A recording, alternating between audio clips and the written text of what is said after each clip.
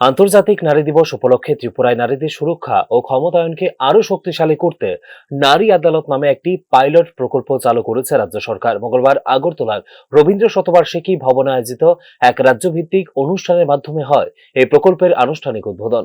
অনুষ্ঠানে উপস্থিত ছিলেন সমাজ কল্যাণ ও সমাজ শিক্ষা দপ্তরের মন্ত্রী টিঙ্কু রায়, ত্রিপুরা মহিলা কমিশনের চেয়ারপারসন ঝর্ণা দেববর্মা এবং ত্রিপুরা শিশু সুরক্ষা কমিশনের চেয়ারম্যান জয়ন্তী দেববর্মা সহ বিভিন্ন প্রশাসনিক আধিকারিকরা।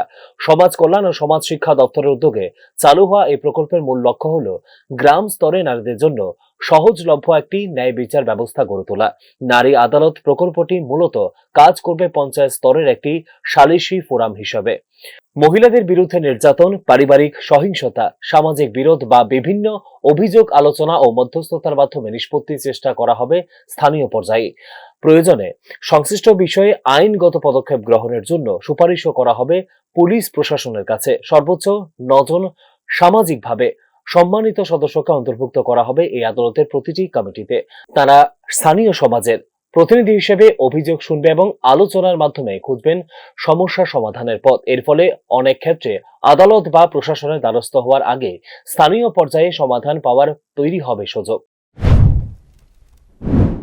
নারীদের সুরক্ষা, তাদের আত্মসম্মান এবং তারা যেন নিজের পায়ে দাঁড়াতে পারে, এই লক্ষ্যে আজ কেন্দ্র এবং রাজ্য সরকার কাজ করছে।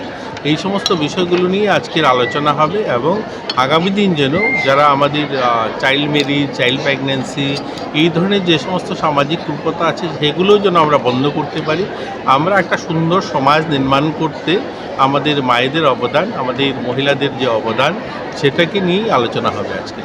মহিলা আদালতের কনসেপ্টটা দেখুন, এটাও আমাদের নতুন একটা কনসেপ্ট শুরু হয়েছে। আজকে নারী আদালত শুরু হবে, যেখানে মহিলারা শহরে এসে বা বিভিন্ন কোর্ট কাছারিতে না যেতে হয়, সেটা যেন গ্রামীণ স্তরে সমাধান করা যায়, মহিলারা যেন সেখানেই তার সমস্যার সমাধান করতে পারে। এটাও আজকে একটা লঞ্চ হবে, এটা নতুন, এটাও পরিকল্পনা।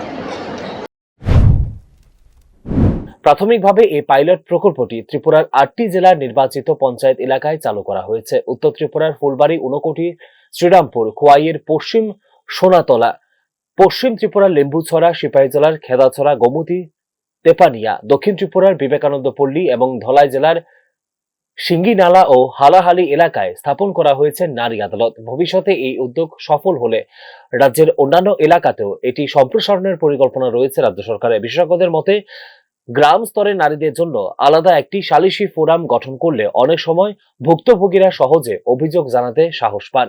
অনেক ক্ষেত্রে সামাজিক চাপ বা আইনি জটিলতার কারণে অভিযোগ করতে দ্বিধাবোধ করেন নারীরা। সেই বাধা কিছুটা হলেও দূর করতে পারে নারী আদালত।